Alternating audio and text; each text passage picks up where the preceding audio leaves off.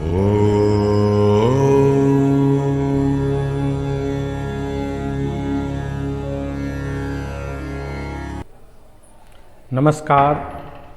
विद्या भारती द्वारा संचालित ऑनलाइन कक्षा में आप सबका स्वागत है।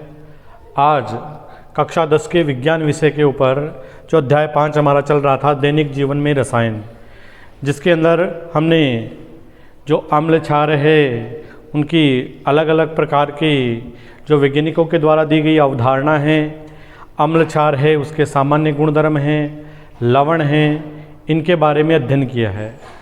आज अपन अम्ल, क्षार और लवण, कुछ महत्वपूर्ण अम्ल, क्षार और लवण का दैनिक जीवन में क्या उपयोग हो सकता है और पीएच स्केल क्या होता है उसके बारे में अध्ययन करने वाले हैं।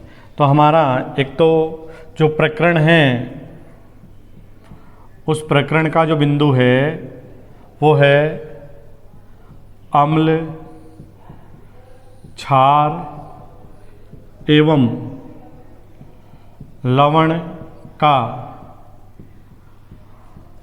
दैनिक जीवन में उपयोग व पीएच स्केल। सबसे पहले अपन अम्ल और क्षार के रूप में कुछ इस प्रकार के कुछ अम्ल इस प्रकार के हैं जो पौधों व जंतुओं में पाए जाते हैं। इस प्रकार के जो अम्ल होते हैं उन अम्लों को कार्बनिक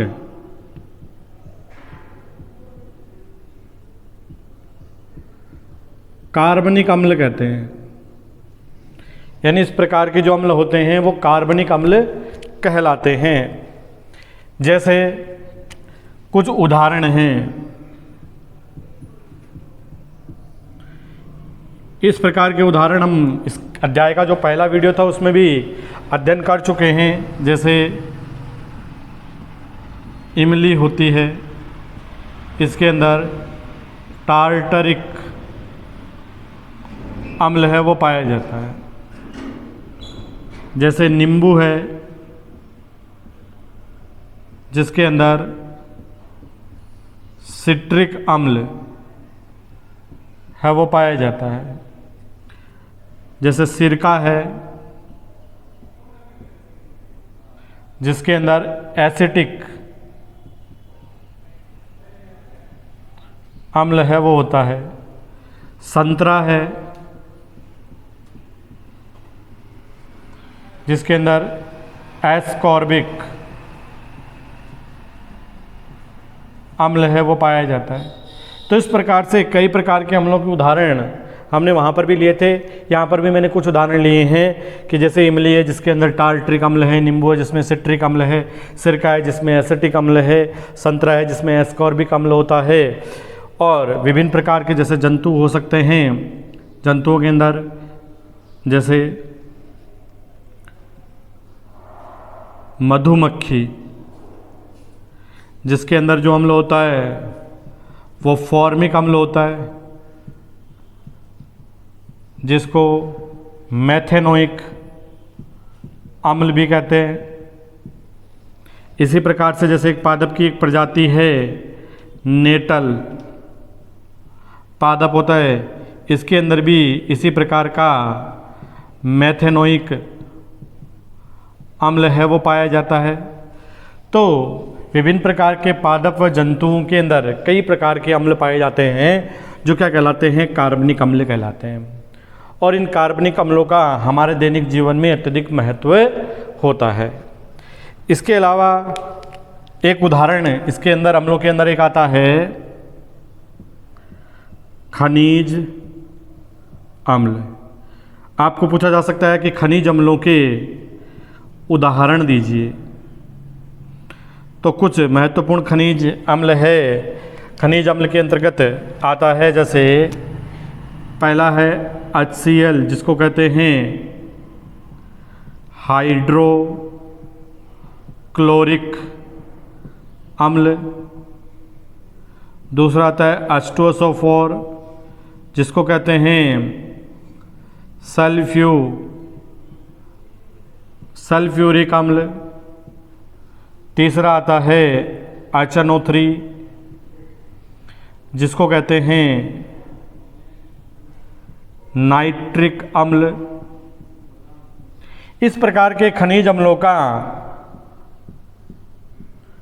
विभिन्न प्रकार के उद्योगों में उपयोग किया जाता है। विभिन्न प्रकार के जो उद्योग धंधे होते हैं उनके अंदर इनका उपयोग किया जाता है, या इनका उपयोग है वो प्रयोगशालाओं में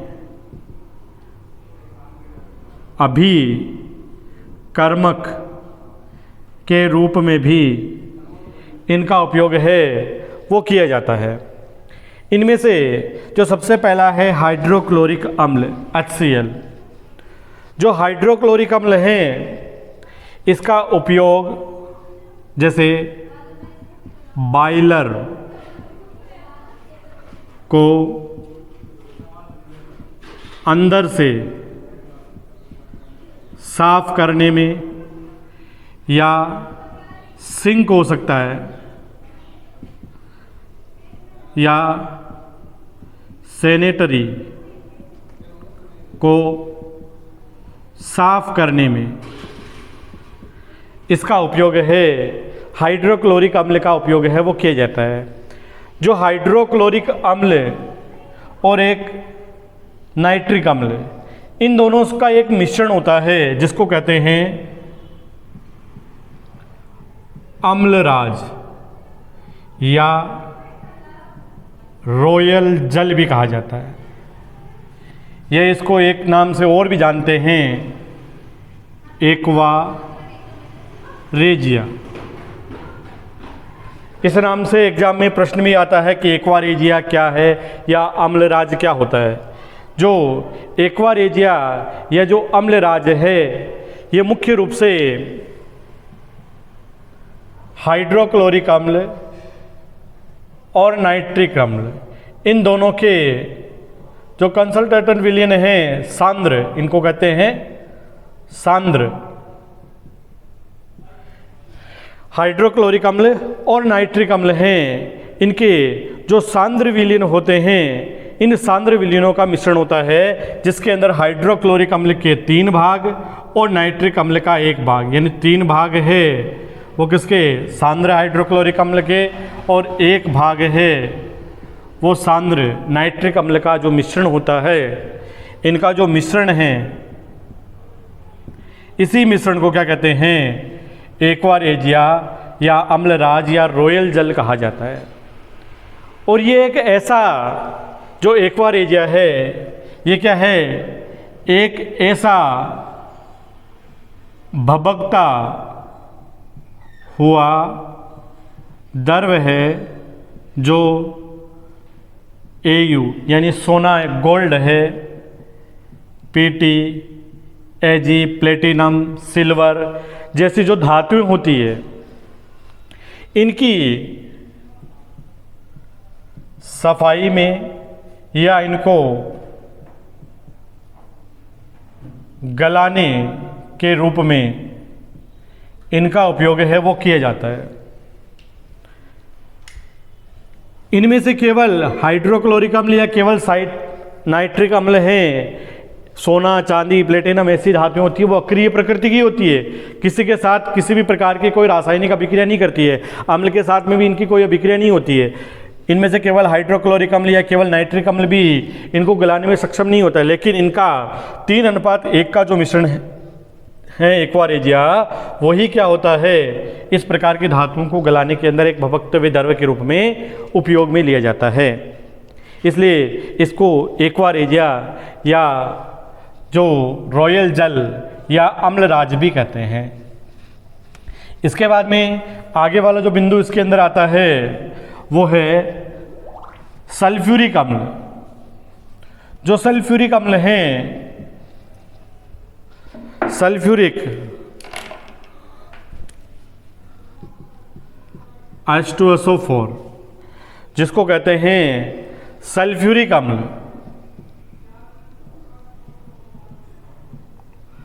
अम्ल, जो सल्फ्यूरिक अम्ल हैं इसको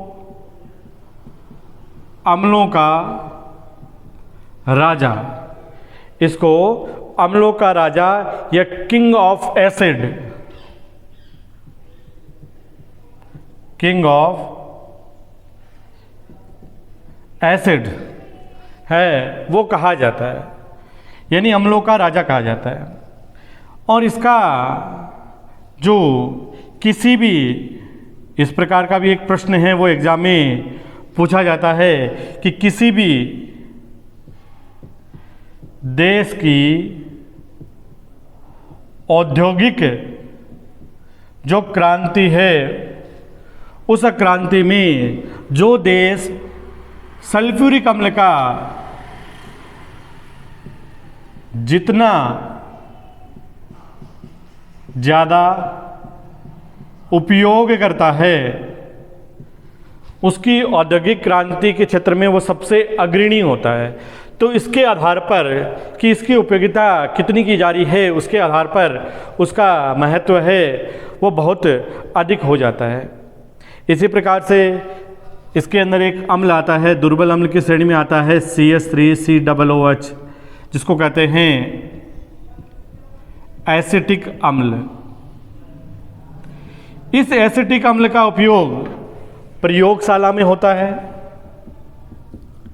प्रयोगशाला में अभिकर्मक के रूप में। ये जो एक उपयोग है वो जितने भी प्रकार के अम्ल क्षार होते हैं उन सबके द्वारा इस प्रकार का उपयोग प्रयोगशाला में अभिकर्मक के रूप में काम में लिया जा सकता है। दूसरा इसका जो उपयोग होता है, विभिन्न प्रकार के जो खाद्य पदार्थ होते हैं, जैसे अचार हो सकता है, मुरब्बा हो सकता है, ठीक है ना। इस प्रकार के जो खाद्य पदार्थ होते हैं, इन खाद्य पदार्थों के परिरक्षण में इनका उपयोग, परिरक्षण के रूप में इनका उपयोग है वो किया जाता है।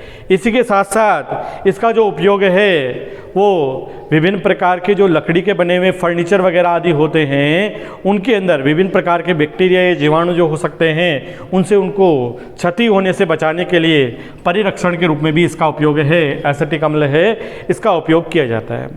इसके बाद में आते हैं जैसे क्षार। क्षार के अंदर जैसे सबसे पहला पॉइंट आता है अनिओच, जिसको कास्टिक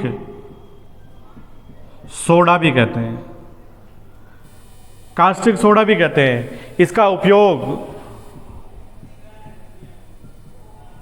साबुन हो सकता है, अपमार्जक हो सकता है, या कागज हो सकता है, कांच हो सकता है, पेट्रोलियम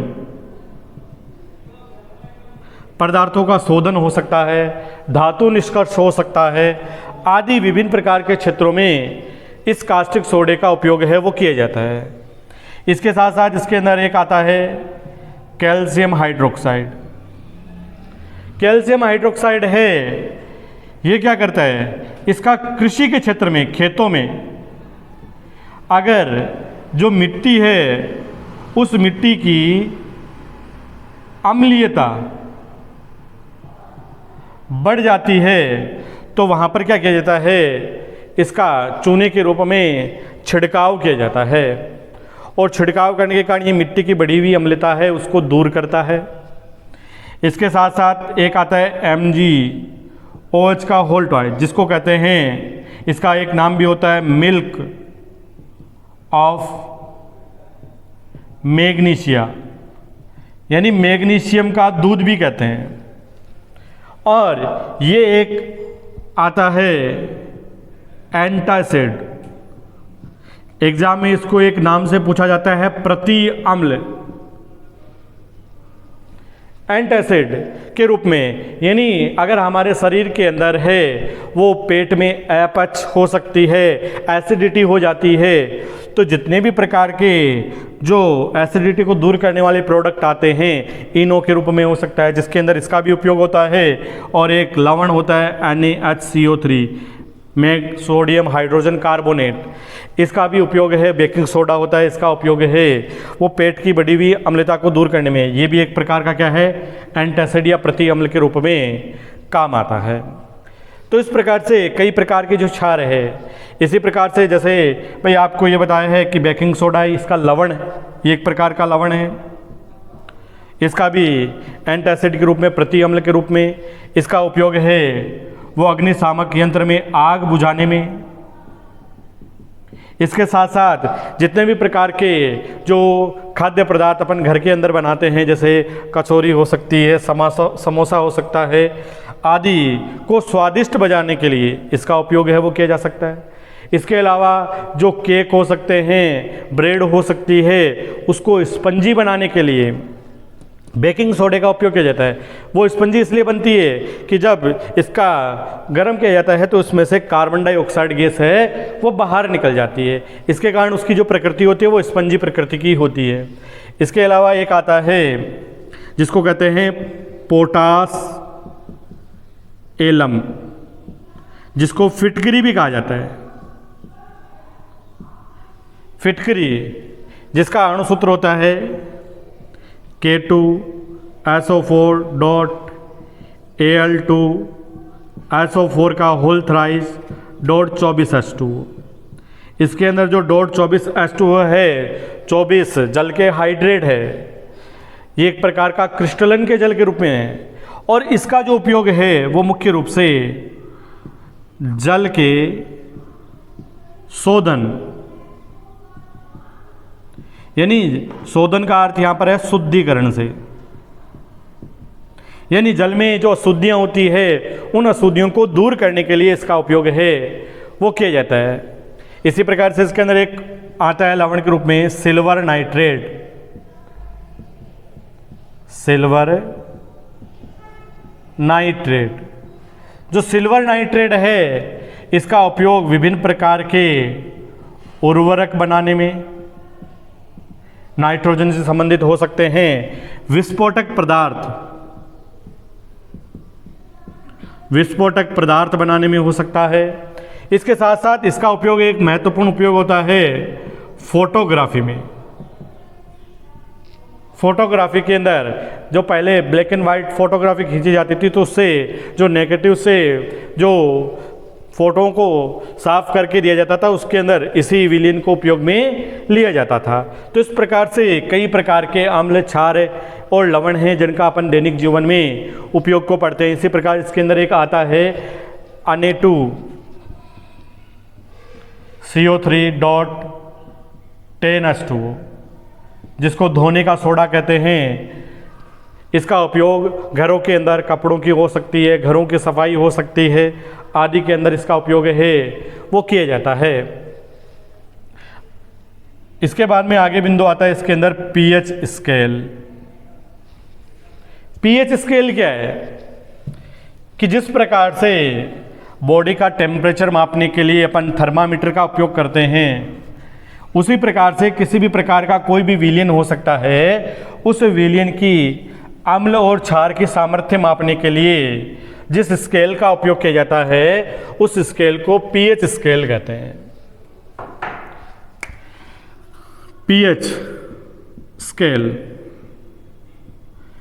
यानी अम्ल या क्षार की जो सांद्रता है उसको मापने के लिए जिस स्केल का उपयोग किया जाता है उसको पीएच स्केल कहते हैं। इस पीएच में जो पीएच है उसमें जो पी है वो एक जर्मन भाषा का एक शब्द है जिसको कहते हैं पुसांस या पोटेंज, जिसका अर्थ होता है पावर या शक्ति। और इसमें जो H है ये हाइड्रोजन आयन की सांद्रता को दर्शाता है। पीएच स्केल है, इसके बारे में एक जर्मनी के रसायनिज्ञ हुए हैं जिनका नाम था सोरेनसन। उसने इसके बारे में खोज की थी। पीएच है, उसका अर्थ क्या होता है, किसे कहते हैं पीएच? कि हाइड्रोजन आयन के ऋणात्मक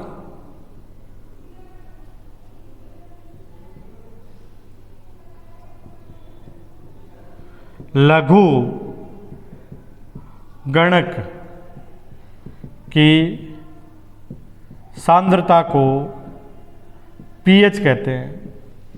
कि हाइड्रोजन आयन के ऋणात्मक लघुगुणक की जो सांद्रता आती है वो पीएच कहलाती है। यानी पीएच बराबर क्या है, माइनस लॉग 10 इसका आधार है और H प्लस हाइड्रोजन आयन की सांद्रता है। ये जो हाइड्रोजन आयन है ये क्या होता है, जल योजित प्रकृति का होता है।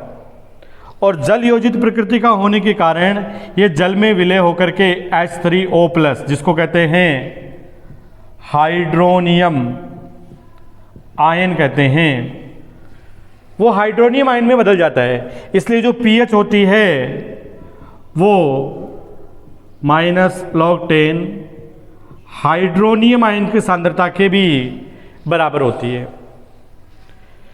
किसी भी प्रकार के जलीय विलयन के अंदर अगर हाइड्रोजन आयन और हाइड्रोक्सिल आयन इन दोनों की सांद्रता एक समान हो तो वह विलयन उदासीन होता है और उसकी पीएच का जो मान होता है वो 7 होता है। और उसके अंदर हाइड्रोजन आयन और हाइड्रोक्सिल आयन की जो सांद्रता होती है जिसका मान 1 × 10⁻⁷ मोल प्रति लीटर होता है।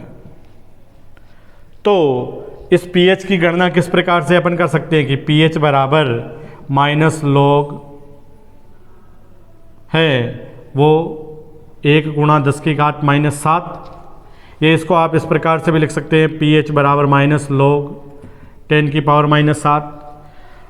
लॉग के अंदर अगर घातांक होती है तो वो आगे गुणनफल के रूप में आएगी, तो -7 log 10, माइनस से माइनस मल्टीप्लाई होता है तो 7 log 10, और log 10 है जिसका मान होता है वो 1 होता है। तो pH बराबर क्या हो जाएगी, 7 × 1, pH का मान 7 आ गया। ये किसके लिए आया है, उदासीन जल के लिए। अगर उसके अंदर क्या हो OH- और हाइड्रोजन प्लस, इन दोनों की सांद्रताएं समान होने पर, अगर किसी की पीएच का मान 7 से कम है तो वो किस प्रकृति का होगा, अम्लीय। 7 से अधिक होने पर क्षारीय, और 7 होने पर उदासीन प्रकृति का होता है। इसके अंदर एक पीएच स्केल इस प्रकार से दर्शाई भी जाती है। इस ओर हाइड्रोजन आयन की सांद्रता बताता है, इस ओर हाइड्रोक्सिल आयन की सांद्रता, ये 7 पॉइंट है, ये 0 और 14। पीएच स्केल पर 0 से 14 तक मान होते हैं। ये मान है वो अम्लीय है और ये इसकी क्षारीय प्रकृति को दर्शाते हैं। जैसे 0 से 14 की ओर बढ़ेंगे, हाइड्रोजन आयन की सांद्रता घटेगी, OH आयन की सांद्रता बढ़ेगी। 14 से 0 की ओर आते हैं तो हाइड्रोजन सांद्रता बढ़ती है और OH की सांद्रता घटती है। अगर हाइड्रोजन आयन की सांद्रता जितनी ज़्यादा होगी, पीएच का मान उतना ही कम होता है, अर्थात वो विलयन होगा वो अम्लीय प्रकृति का होगा। तो इस प्रकार से आज हमने जो अम्ल, क्षार और लवण उनके सामान्य दैनिक उपयोग के अंदर क्या उपयोग हो सकते हैं और पीएच स्केल क्या होता है इसके बारे में अध्ययन किए। जो आम्ल क्षार लवण हैं इनके और भी कई सारे उपयोग है वो इसी अध्याय के अंदर अपन आगे अध्ययन करेंगे। इसी के साथ धन्यवाद।